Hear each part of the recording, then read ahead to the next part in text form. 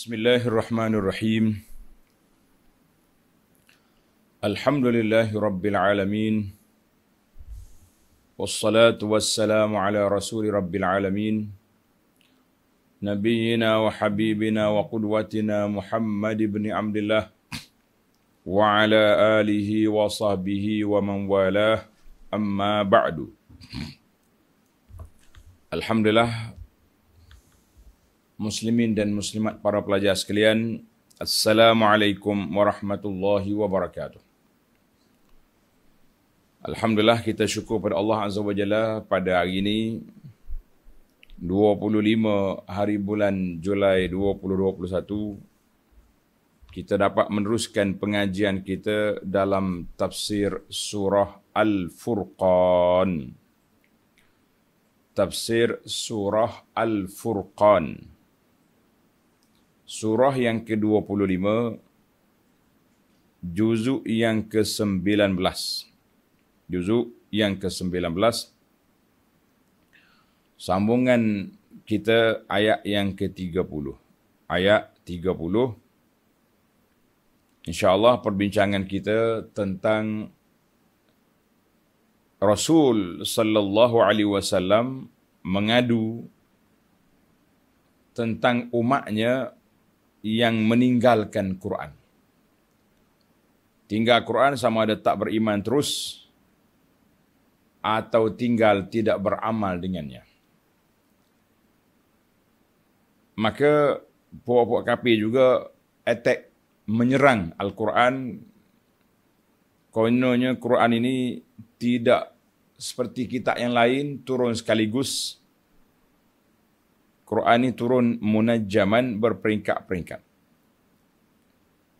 Dia tak tahu apa tentang Quran, tapi yang mengajar mereka iaitu puak-puak ahlul kitab. Dia pergi tanya khabar, pergi belajar hujah dengan ahlul kitab, bagaimana kita nak attack Muhammad sallallahu alaihi wasallam. Kita kata, jadi diajarnya kitab dulu Musa terima sekaligus. Kenapa Muhammad satu-satu? Satu ayat, dua tiga ayat dia turun. Lambat, menyusahkan macam-macam lah dia punya syubhat, keraguan yang ditimbulkan itu. Baik, para pelajar sekalian, kita sambung perbincangan kita di ayat 30. Ayat 30 surah Al-Furqan. Muka surat tafsir pimpinan Jawi, muka surat 762. Ingat, muka surat 762. Kita baca ayat hari ini insya-Allah ayat 30 hingga 34. 30 hingga 34.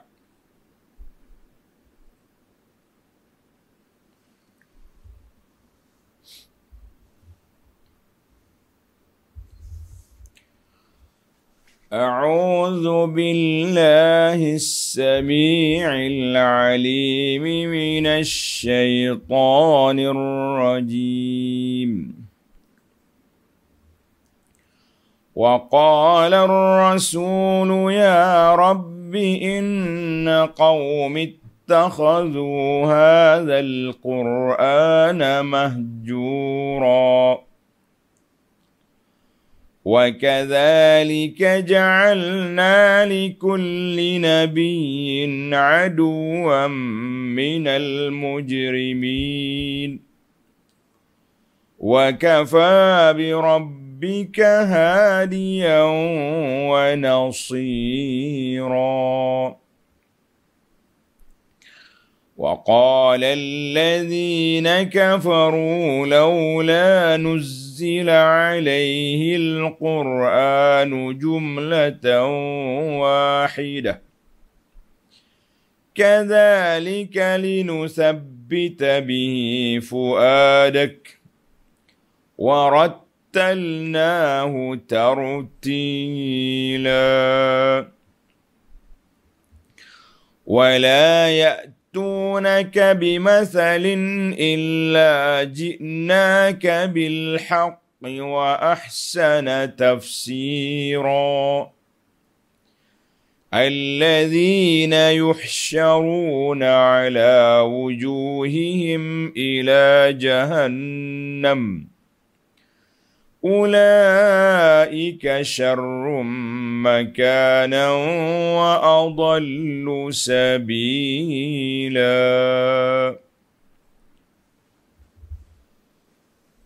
Tengok kepada terjemahan kita. Wa qala ar-rasul, dan berkatalah Rasul. Berkatalah Rasul mushtakiyan fid dunya ila rabbih, mengadu kepada Allah Azza wa Jalla di dalam dunia ini. Apa dia mengadu? Ya Rabbi, wahai Tuhanku, inna qaumi ittakhadhu hadzal Qur'ana mahjura. Sesungguhnya kaumku telah menjadikan Al-Quran ini satu perlembagaan yang ditinggalkan, tidak dipakai, tidak dipedulikan. Itu aduan Nabi SAW kepada Allah Azza wa Jalla. Muslimin dan muslimat, para pelajar sekalian, dalam ayat-ayat yang lepas kita sudah dengar aktsaral kuffar minal i'tiradatil fasidah wa wujuhit ta'annut. Apabila puak kafir ni banyak sangat komen, condemn, macam-macam lah dia punya i'tiradat. I'tiradat mana kritikan terhadap Al-Quran, terhadap Nabi SAW, dan juga kerah kepala mereka, tak mahu terima. Daqa sadrul Rasul SAW, maka rasa sempit dada Nabi SAW. Ialah kita ni kalau banyak sangat kena kritik, nak buat kerja pun susah kan. Sebab itulah kita netizen ni jangan kuat sangat duk kritik. Bukan semua kerja kita ni dibangkitkan untuk mengkritik ya kerja kita. Semacam tak ada kerja lain atas dunia ni. Kan? Komennya, hak pandai. Sebabnya kan, dia juru komen tu, kalau orang bagi dia buat kerja, tak boleh pun. Dia pandai komen ya. Biasanya orang komen banyak ni, dia kerja tak boleh. Baik. Maka Nabi SAW syaka, iaitu mengadu kepada Allah Azza wa Jalla. Ni ayat ni, ayat pengaduan. Apa dia mengadu? Rasulullah SAW mengadu bilakah? Ini para ulama ada dua pandangan sisi di sini. Yang pertama, asyikaya mushtakiyan fid dunya. Pengaduan dalam dunia. Allah, dia mengadu kepada Allah, ya Rabbi, Quran yang aku ajar ni orang tak terima. Wa mimman ikhtara hadzal qaul, ada juga yang mengatakan di akhirat nanti Nabi SAW mengangkat pendakwaan kepada Allah Azza wa Jalla di akhirat tentang apa puak-puak kafir ni, hak kerah kepala ni, mereka tolak Quran dulu ya Rabbi. Maknanya kalau lah azab bagi berat sikit. Kalau azab dia panggil beratkan sikit azab, sebab mereka telah buat tolak Quran, hina Quran dengan pelbagai-bagai cara lagi. Dan mereka mengatakan Nabi ini ahli syair, penyair. Timbul dalam soalan, hina ke penyair? Tuan-tuan dan puan-puan, kita kena faham dari sudut konteks perbalahan Nabi SAW dengan puak-puak Quraisy. Quraisy ni memang dia ahli bahasa, dan dia dengar Nabi bercakap, dia tahu bukan syair. Cuma bagaimana nak jauhkan orang daripada wahyu? Tak usah dengarlah dia tu. Memang dia pandai bercakap, dia penyair. Itu maksud dia. Dia ni penyair. Dan apabila dia tengok orang mula terpengaruh dengan Nabi, dengan dakwah Nabi SAW, dia jaga balik. Hati-hati, dia tu sahir, ahli sihir. Dia boleh pengaruhi awak. Ini punca. Punca kenapa mereka buat tuduhan tersebut. Sekali-sekala dia naik seh. Tak, dia kata Muhammad tu gila. Jangan dengar buah dia. Maknanya perkataan-perkataan mereka ini menjurus kepada nak jauhkan orang daripada apa yang disampaikan oleh Nabi SAW. Ataupun kalau mereka dengar, itu bukan dari wahyu itu. Memang dia petah bercakap. Dia ni ahli penyair, ahli sastrawan. Itu maksud dia. Menarik juga soalan kan. Bila mari soalan kita terfikir nak jawab. Baik. Dalam ayat ini Nabi kata apa? Ya Rabbi, wahai Tuhanku. Inna qaumi ittakhazu, kaum aku telah meninggalkan Quran. Para pelajar, para jemaah sekalian, tanda kita bimbang, takut kita juga tertempias hajrul Quran, meninggalkan Quran, meminggirkan Quran ini, takut terkena atas kepala kita. Apa dia maksud hajrul Quran? Meninggalkan Quran itu, meminggirkan Quran. Dalam terjemahan dia, terjemah dengan mana? Ittakhazu hadzal Qur'ana mahjura. Mereka tidak menjadikan Quran, tidak pakai Quran sebagai perlembagaan. Tidak jadikan dia sebagai pedoman hidup. Qala inna kuffara qaumi tarakul Qur'an azim wa hajaruhu. Apa makna hajrul Quran? Tinggalkan Quran itu. Ulama tafsir kata la yasma'una. Yang pertama, tak mau dengar langsung. Kalau dengar wala yatadabbaruna, mereka tak fikir tentang ayat Quran. Yang ketiga, wala yu'minuna bihi, mereka tak beriman dengan dia. Yang keempat, wala ya'maluna bi ahkamihi, mereka tidak beramal dengan undang-undang Quran. Jadi makna tinggal Quran, pinggir Quran tu ada empat makna. Kan? Empat makna. Yang pertama apa tadi? Yang pertama tak dengar, tak tadabbur, tak beriman, tidak beramal. Baik. Bagi kita yang sudah beriman, mana kategori yang terpalit atas kepala kita? Tak beramal, tidak tadabbur. Ini kena. Ini kita tak boleh letak atas kepala kafir saja. Kena atas kepala kita, tuan-tuan dan puan-puan. Quran cakap ini haram, kita rempuh juga. Riba haram, langgar. Apalagi banyak lagi perkara-perkara yang haram dirempuh, dilanggar oleh orang yang sudah beriman dengan Quran. Ini hati-hati. Itu boleh kata kesimpulan daripada kalau kita baca. Banyak lagi lah tafsiran-tafsiran yang menunjukkan kepada hajrul Quran itu. Meninggalkan Quran itu berapa kategori? Jawabnya banyak sekali lah. Di antaranya komen daripada Ibnu Katsir rahimahullahu taala. Dalam Ibnu Katsir ketika menghuraikan ayat ini, bahawa cara puak-puak kafir tinggal Quran tu cara mana? Kanu, tanda semula. Yang tadi secara umumnya ada sedikit penjelasan, dia kata idza tuliya alaihimul Quran, bila dibaca kepada mereka Quran, aktsarul laghat, mereka buat hinga bangar, bercakap benda lain supaya tak dengar Quran.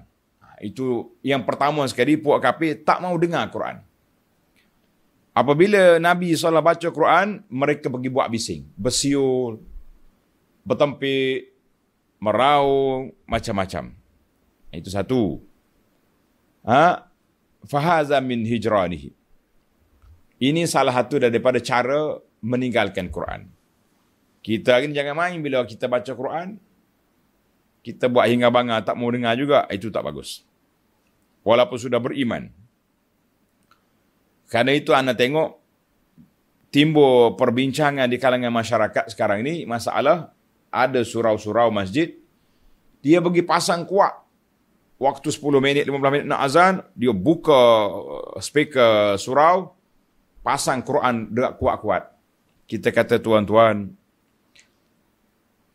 ahli AJK, masjid, Bilal, pegawai-pegawai masjid, jangan fitnahkan orang dengan Quran.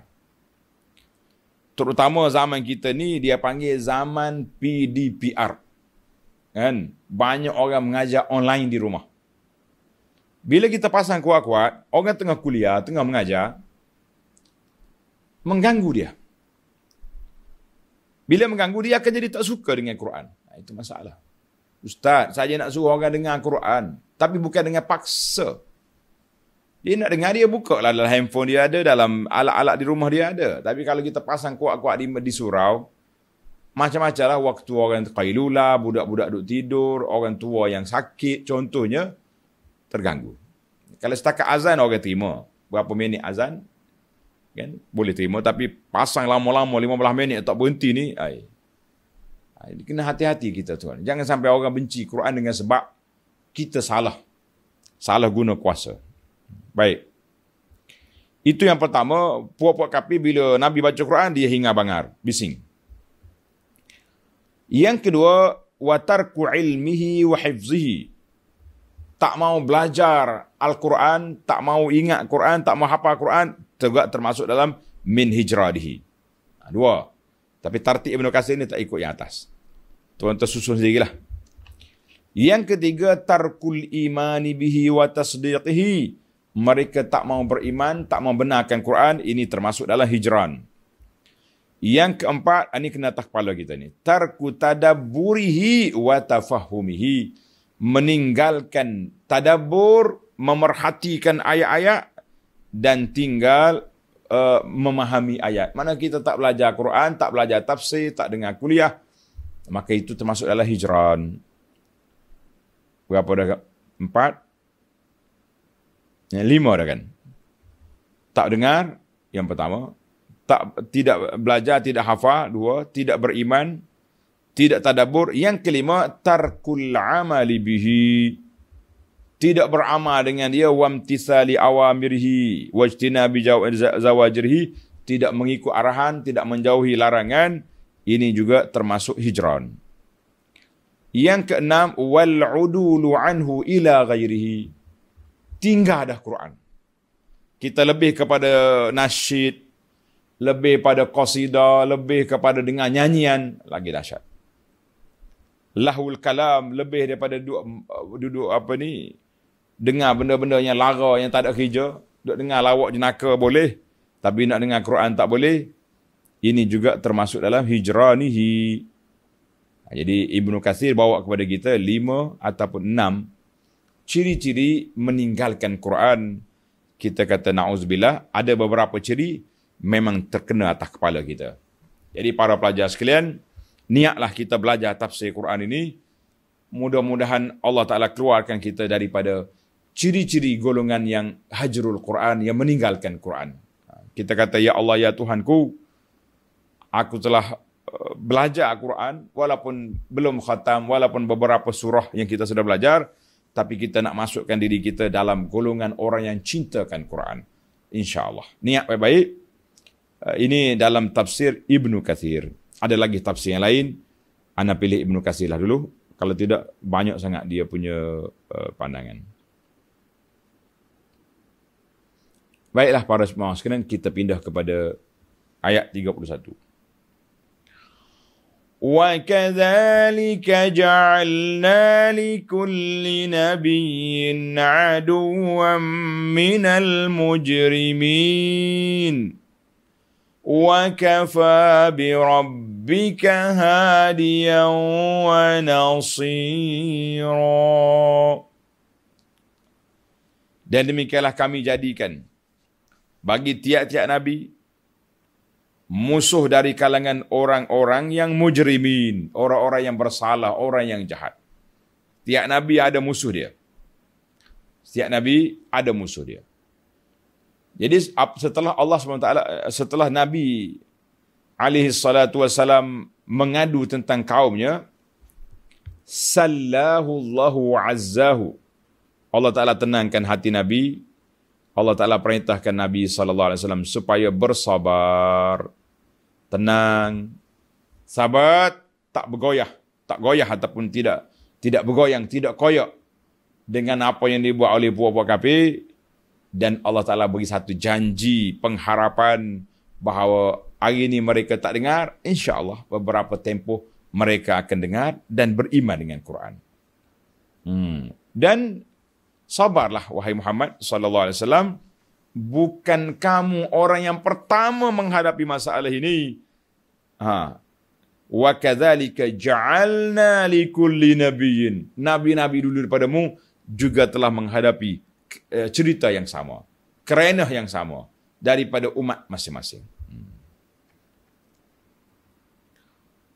Ai wa kama ja'alna laka ya Muhammad, sebagaimana kami jadikan musuhmu dari kalangan musyriki al-Arab, puak-puak kafir Quraisy, anak beranakmu sendiri, demikianlah likullil anbiya ada, setiap nabi-nabi dulu ada musuhnya daripada puak-puak kafir kaum mereka sendiri, anak beranak mereka sendiri, yang menyakiti mereka, yang menyusahkan mereka, yang macam-macam buat kepada mereka. Maknanya ayat ini nak menenangkan hati Nabi SAW supaya sabarlah. Dalam perjuangan, dalam dakwah ini kita kena sabar. Wa kafa bi rabbika hadiyan wa nasira. Wa kafa bi rabbika, dan cukuplah Tuhanmu wahai Muhammad sallallahu alaihi wasallam menjadi pemimpin ke jalan mengalahkan mereka serta menjadi penolong bagimu terhadap mereka. Allah kata kafa billahi, kafa bi rabbika, macam-macam ayat Quran, kafa billahi hasiba, kafa bi rabbika hadiyan wa nasira. Ayat ini maknanya kafa bi rabbika, cukup kalau Allah Ta'ala jadi pembela kamu, pembantu kamu. Tengok nota 1169.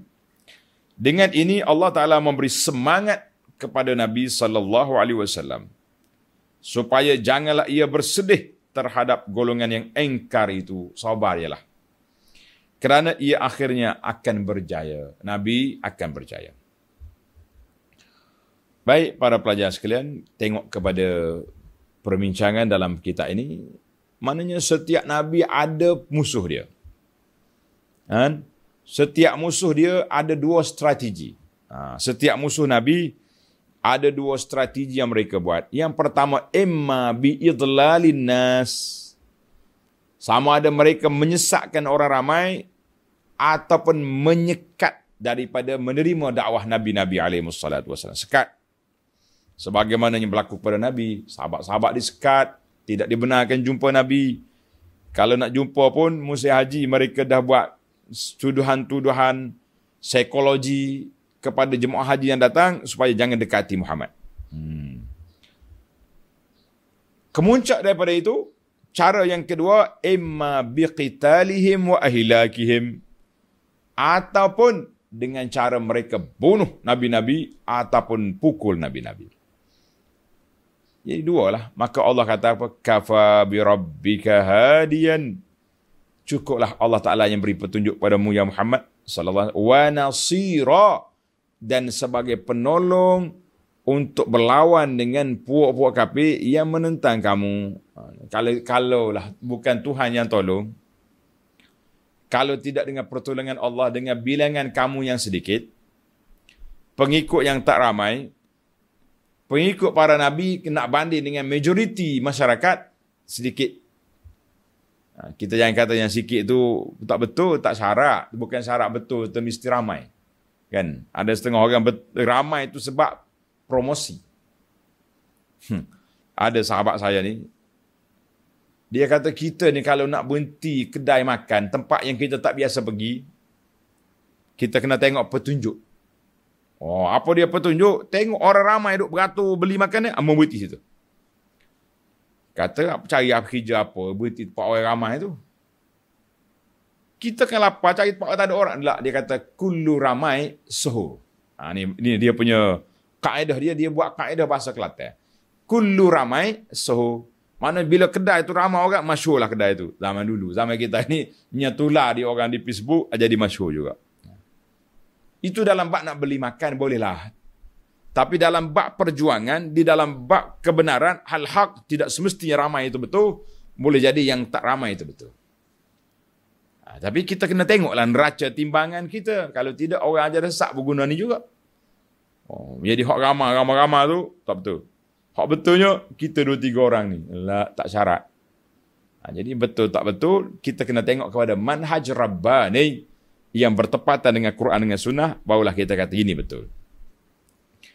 Maka dengan itu, la tahzan, macam Allah Ta'ala sebut pada Nabi, la tahzan, jangan duka cita ya Muhammad. Alhamdulillah, bila Allah Ta'ala bagi jaminan, kafa bi rabbika hadiyan wa nasira. Cukuplah apabila Allah Ta'ala pandu kamu, beri petunjuk pandu ke jalan yang benar, dan Allah Ta'ala akan beri pertolongan kepada kamu untuk menolak segala perkara yang tak baik dalam urusan agama dan dunia.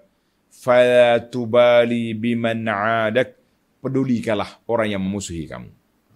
Wasbir wamdi litablighi risalatillah ilaihim, teruskanlah pergi, berjalanlah kita menyampaikan risalah Allah, mutawakkilan alaihi subhanah, dengan cara kita bertawakal kepada Allah Azza wa Jalla. Allah Akbar. Ayat ini cukup tenang. Ayat ini cukup tenang kepada kita para pendakwah.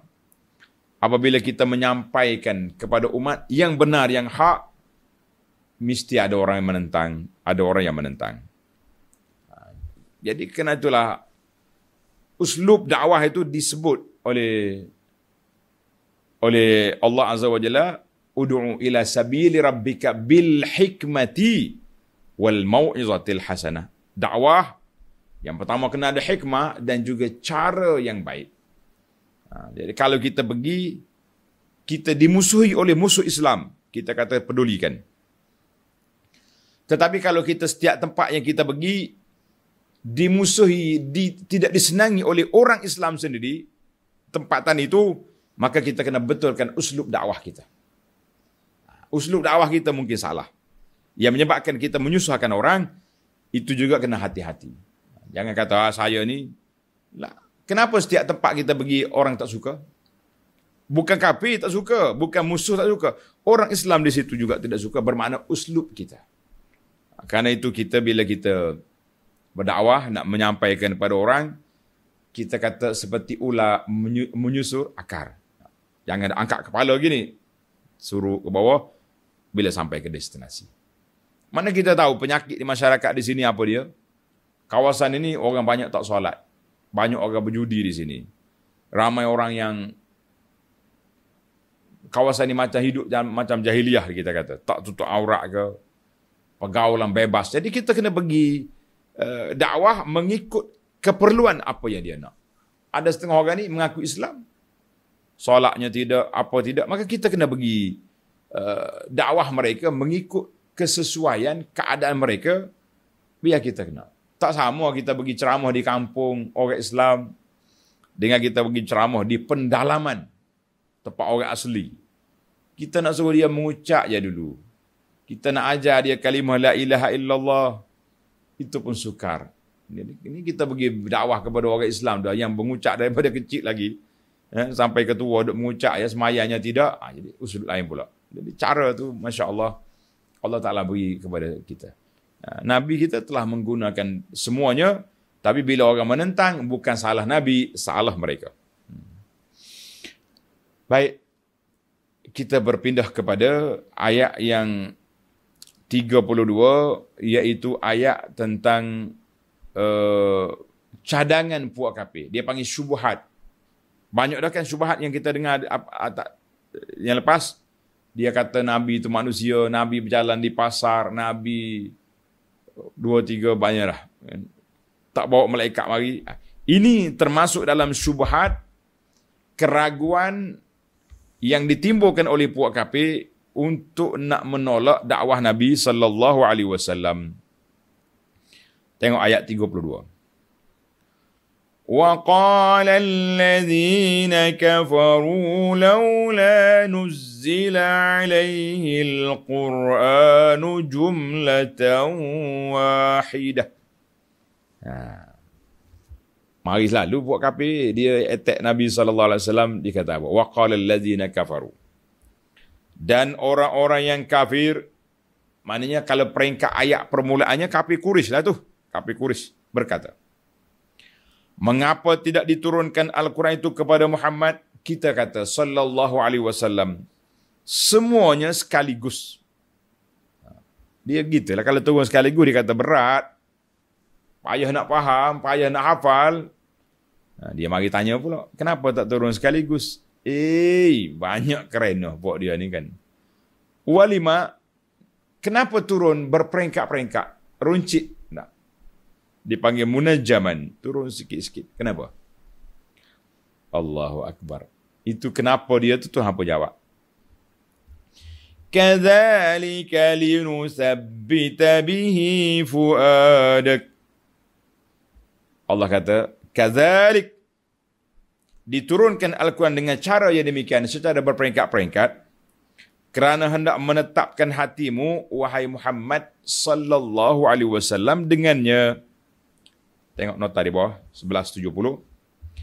Bagi menolak dalihan orang-orang kafir itu, Allah Subhanahu Wa Taala menerangkan bahawa sebabnya Al-Quran diturunkan secara beransur-ansur, berperingkat-peringkat, mengikut ahdas wal ahwal sedikit demi sedikit, ialah supaya mudah dihafaz. Bila turun sikit-sikit mudah ingat dan mudah dipahami oleh Rasulullah sallallahu alaihi wasallam, kerana baginda sallallahu alaihi wasallam tidak pandai membaca dan menulis. Jibril aja dia ingat selalu. Dan dengan itu akan tetaplah hatinya dan dapat menyampaikannya dengan sebaik-baiknya. Sebab itu bila kita nak hafal Quran, kita jangan hafal satu banyak lalu, kita hafal satu baris, dua baris, 5 baris dulu. Kemudian kita belajar, memahami. Contoh kita hari ini, kita ambil ayat 30, 31, 32, 33, 34. 5 ayat. Kalau saya baca satu surah ni boleh je. Tapi adakah tuan-tuan dan puan-puan boleh faham? Adakah kita boleh ingat? Tidak. Maka dengan itu, kita ambil sikit-sikit supaya Allah Ta'ala turunkan Quran cara peringkat ni supaya apa? Yang pertama nak tenang hati Nabi supaya nak tasbit. Nabi dengar, dia ingat, dia faham, dia ajar kepada umat. Ini dia panggil uslub ta'lim. Uslub pendidikan. Macam-macam sekarang ni kita dengar ahli-ahli pendidikan. Pedagogi lah. Apa macam-macam dia punya istilah. Kan? Allah. Gogi sana, gogi sini. Tak faham juga Quran, kita rugi. Jawab dianya. Allahul musta'an. Baik. Warattalnahu tartila. Dan kami nyatakan bacaannya kepadamu dengan teratur satu persatu. Dia panggil tartil, maknanya baca dengan teratur. Tidak gopo-gapa. Berikan huruf dia, makhraj dia dengan sempurna. Ini penting. Tengok nota di bawah. Yakni dengan bacaan yang sempurna dan lengkap menurut hukum tajwid. Nabi kita tak ajar tajwid, tuan-tuan. Dia tak ajar huruf matnya, apa ni, ikhfa, idgham, qalqalah. Dia tak ajar, tetapi dia panggil lughatul Arab saliq. Saliq kata, saliq maknanya bahasa Arab ni memang bahasa dia orang. Pokok Quraisy ni. Nabi kita ajar, dia tahu cara nak baca macam mana. Kemudian bila bercampur dengan orang ajam, dengan apa, marilah timbulnya hukum tajwid, hukum apa ni, supaya nak aturkan. Asalnya Quran ni baris, titik pun tak ada. Tak ada titik. Orang boleh baca gitu ya. Kemudian bila mari zaman Sayyidina Ali, seorang sahabat dia nama dia Abul Aswad Du'ali. Ini yang kita belajar daripada budak lagi ni. Cerita Abul Aswad Du'ali ni. Belajar Al-Jurumiyah dulu lagi cerita. Dialah yang alhamdulillah kita katakan sudah lengkap, sudah perjalanan Al-Quran itu sendiri. Maka Allah Ta'ala turunkan Quran secara berperingkat-peringkat, secara perlahan-perlahan, syai'an ba'da syai'in, ayat demi ayat, wa bayyanahu tabyinan, dan Allah Taala nyatakan semua ayat yang diturunkan dipahami oleh Nabi sallallahu alaihi wasallam. Ayat yang turun itu dipahami oleh para sahabat. Yang mana tak faham dia tanya Nabi. Maka semuanya faham. Kemudian ulama tabi'in pergi tanya pula sahabat. Mari pula, jadi turun temurun demikianlah.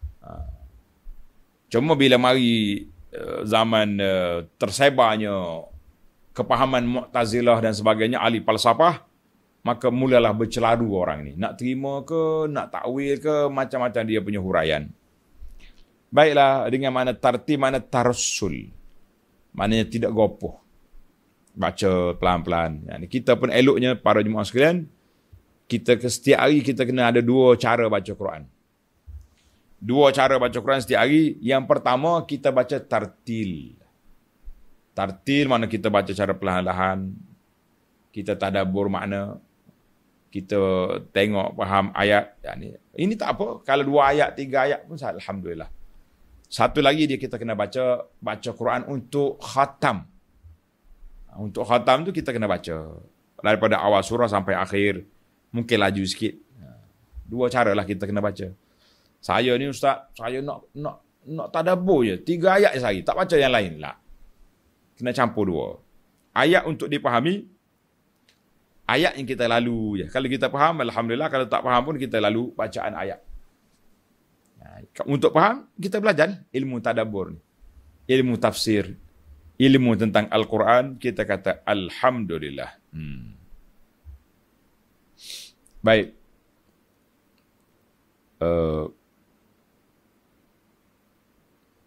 Kita pergi kepada ayat 33. وَلَا يَأْتُونَكَ بِمَثَلٍ إِلَّا جِئْنَاكَ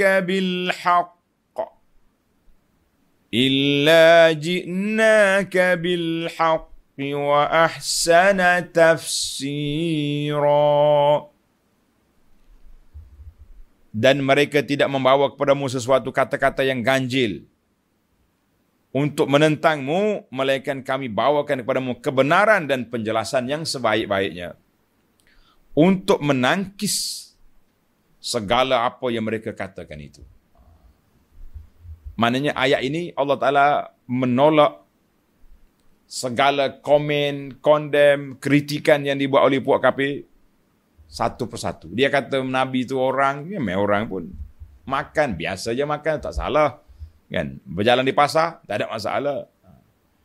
Jadi semua Allah Ta'ala jawab satu persatu segala hujah-hujah. Ini penting. Kita tak boleh diam semata-mata. Kita kena menjawab tuduhan orang kepada kita. Terutama sekali dalam uslub dakwah. Orang kata dakwah macam ni, kita kena jawab. Kalau tak jawab, kata di para ulama, iza sakata ahlul haqqi, apabila orang yang tahu benda benar tu diam, maka orang yang jahil menyangka betul dah apa yang dia buat. Ini bahaya ni. Iza sakata ahlul haqq, bila orang yang benar, orang yang betul, tahu kebenaran tu diam, kita tak tegur, dan nanti orang jahil menyangka apa yang dia buat itu betul. Maka kita kena perbetulkan. Cuma berani tak berani. Zaman kita ini dia panggil zaman kuasa netizen ni. Kuasa komen ni berat sangat. Kita nak keluar benda-benda pun takut timbul salah faham. Boleh menimbulkan perbalahan, polemik yang tak sudah-sudah. Dan dia punca dari mana tu? Punca daripada masyarakat yang sudah tidak ingat kepada Allah Azza wa Jalla. Dia condemn, dia komen. Sebab itulah ana suka dengan kenyataan yang dibuat oleh Imam Malik rahimahullah ta'ala. Malik dia marah. Dia kata apabila orang tu nak nasihat kepada orang, nak kritik orang, komen orang dengan kata-kata yang selalu dahsyat, yang tidak baik, maka kita kena siasat juga kita ni, betul ke aku nak nasihat ni? ke aku lebih pada nak membela diri lebih kepada apa dia ni ini kata-kata dia, idza ra'aita ar-rajul yudafi 'anil haqqi fayashtum wa yasub wa yaghdab. Bila mu tengok orang ni nak bela kebenaran tapi dengan cara maki, sumpah, marah. Dia nak bela kebenaran kono-kononya kan, tapi cara dia tu dengan makian, komen-komen yang tidak beradab, fa'lam annahu ma'lulun niyyah. Imam Malik kata, mu tahulah orang tu niat tak baik tu. Li'anna al-haqqa la yahtaju ila hadza. Nak menegak kebenaran bukan dengan caci maki, bukan dengan komen-komen yang berapi, tapi kita tegak kebenaran itu dengan menyatakan yang hak dan membatalkan yang batil. Itulah sepatutnya. Tapi apa boleh buat? Bahasa-bahasa yang digunakan oleh netizen di hari ini, bahasa yang tak ada bahasa. Bahasa yang tidak ada bahasa. Dia kata macam-macam kepada orang, macam malaikat sudah pencin. Baik, para pelajar sekalian. Maknanya kita nak komen secara ilmiah, jangan condemn tak tu pasal. Imam Malik kata, kalau mu nak mempertahankan kebenaran tapi dengan cara caci maki, itu bukan. Itu ikut hawa nafsu nama dia. Tuan-tuan tengok hari ini, apa yang dibuat oleh masyarakat, amat menduka cita, amat menyedihkan. Yang betul dia seorang saja, yang lain tak betul. Ataupun yang betulnya idola yang dia puji. Tapi yang orang lain itu tidak betul. Sebab itulah saya sebut malam kata-kata Ibnu Mas'ud. Manistanna, kalau kamu kita nak ikut, nak jadikan ikon idola kepada orang, ambillah yang sudah mati. Jangan ambil yang masih hidup. Yang masih hidup ni tidak aman daripada fitnah. Mungkin hari ni kita puja dia, gini. Besok terbukti dia salah. Malu kita. Ataupun hari ni kita ikut dia, mati-matian kita sokong dia. Esok dia tukar pendirian. Kita nak gimana? Kalau kita ambil orang sudah mati di kalangan salafus soleh, itulah pendirian mereka, itulah gaya mereka. Menarik kata-kata itu. Baiklah para pelajar sekalian. Kita nak pertahankan kebenaran, pertahan dengan adab, dengan akhlak, dengan fakta yang betul, itu yang patutnya. Ada juga macam-macam lah kita ni. Baik, kita pergi kepada ayat yang terakhir lah dalam perbincangan kita ni. Tartil sudah bincang tadi.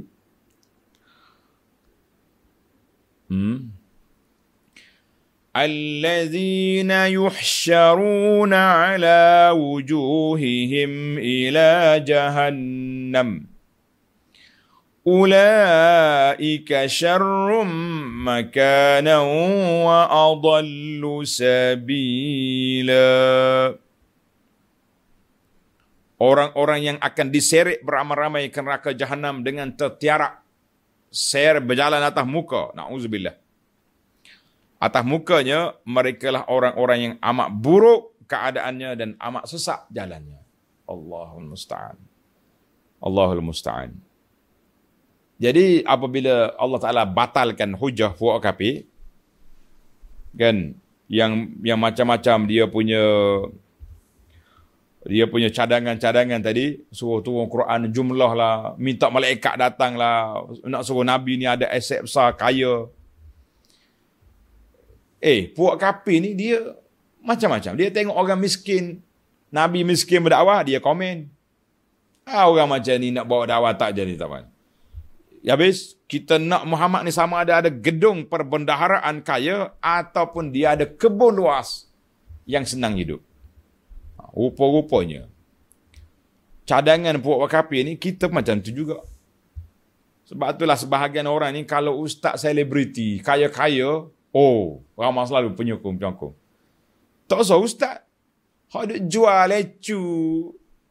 Bedak-bedak ni pun, kaya raya. Hak wanita sungguh pun kaya, yang wanita betina jadian pun kaya juga.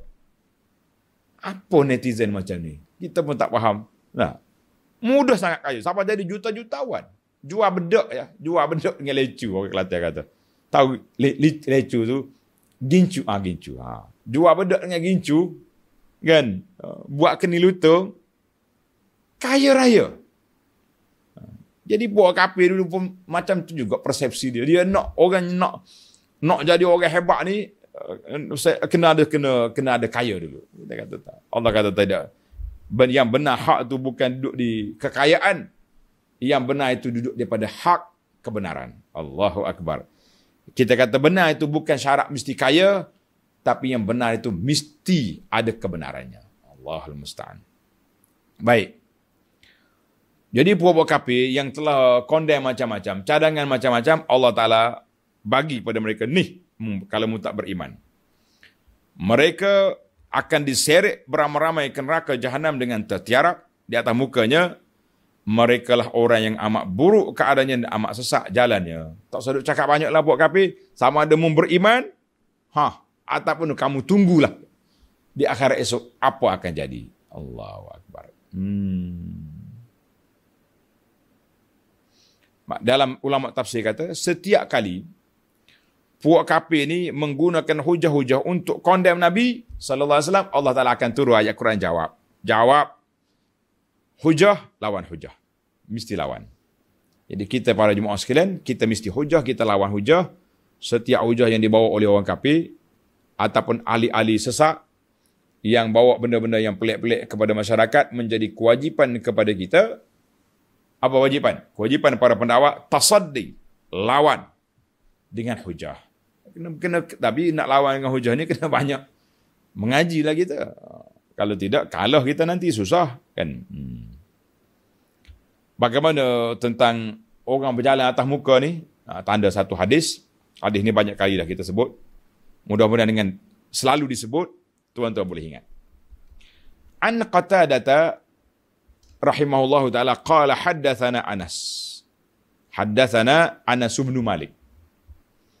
Anna rajulan qala ya Rasulullah kaifa yuhsyarul kafiru ala wajhihi yaumal qiyamah. Rasulullah bila dia dengar ayat Quran kata, Allah kata di akhirat esok puak kafir ni berjalan atas muka, dia tanya, bagaimana orang kafir berjalan atas muka pada hari kiamat?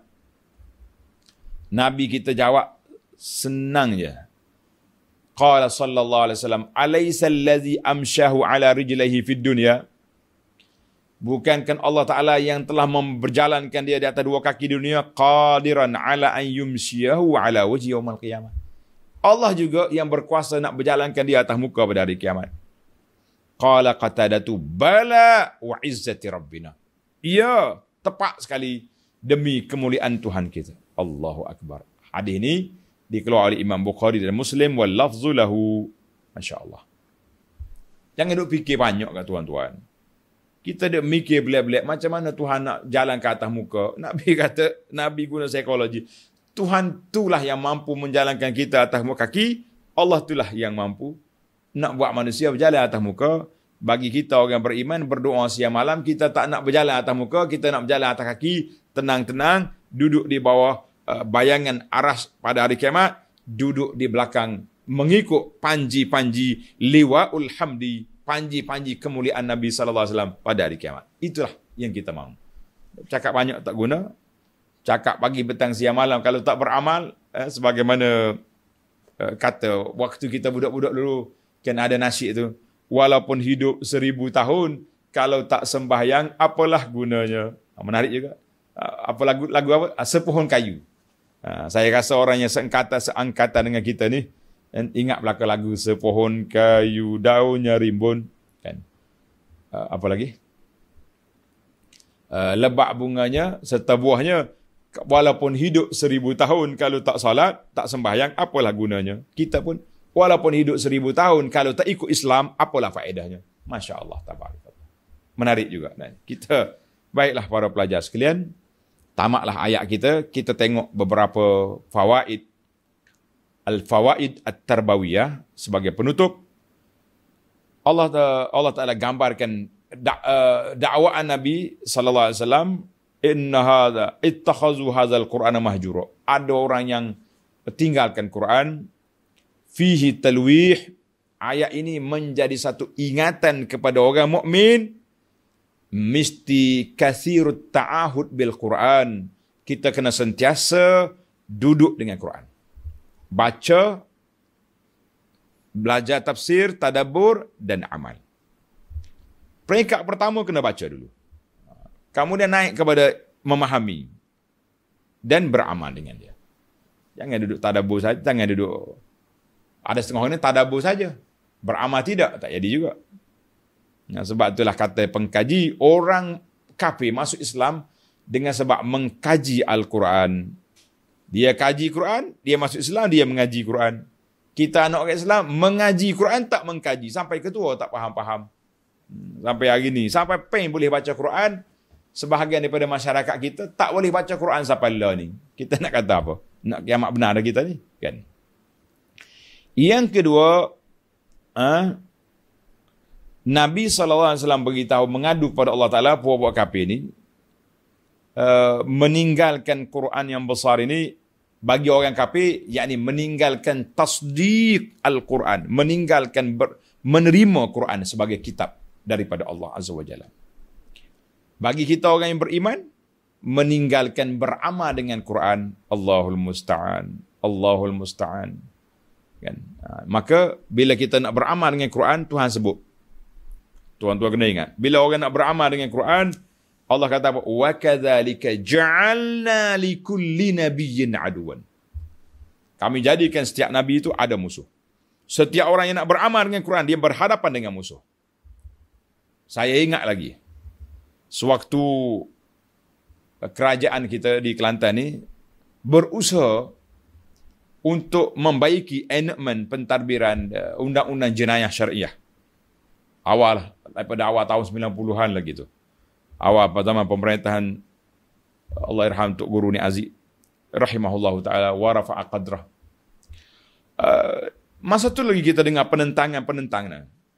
Buat judul, kami akan lawan, kami akan lanyok negeri ini. Masya-Allah. Yang bercakap itu orang Islam. Kenapa? Sebab bercanggah dengan perlembagaan. Tengok kita junjung perlembagaan sampai peringkat Islam mesti letak di bawah. Quran mesti di bawah. Bahaya cakapan ini. Kita tahu. Kita pun tahu, sedar, insaf. Nak buat bukan senang. Kan? Nak buat bukan senang. Tetapi biar ada usaha. Sekiranya kita ada jawapan di hadapan Allah Azza wa Jalla. Jawapan Allah di jawapan dia. Kami dah berusaha ya Rabbi tapi tak dapat nak buat. Terhalang dengan perlembagaan, terhalang dengan masyarakat tak faham, terhalang dengan bagai-bagai. Jadi sekurang-kurangnya kita ada hujah di hadapan Allah Azza wa Jalla. Ini dak ni awal-awal lagi. Buat, kita akan lanyak.